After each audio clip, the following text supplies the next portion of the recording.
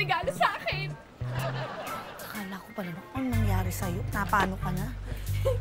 Ano ba? Hindi niyo ba alam kung anong ibig sabihin nito? Ha? My secret admirer ako!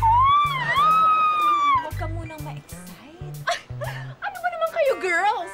Bakit hindi ako ma-excite? Legit na may totoong secret admirer ako! Teka lang. Ha?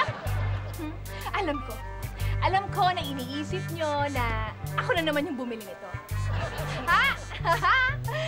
Alam ko na pinagtatawanan nyo ako dahil madalas ako yung bumibili ng flowers, gifts, at kung ano-ano pa para kunwari may manligaw sa akin. But not this time. Okay, not this time. This is real. Hindi ba kayo naniniwala, girls? Ano? Naniniwala naman. Oo, naniniwala naman kami.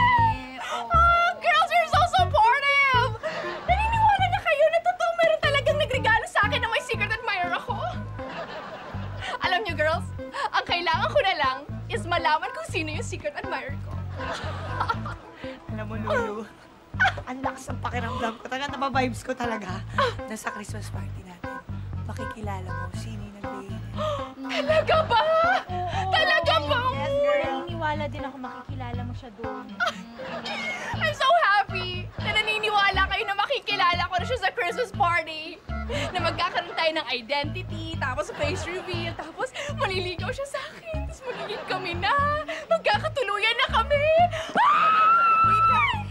Sinong manliligaw? Anong manliligaw? Ano ba yung secret admirer ko nga?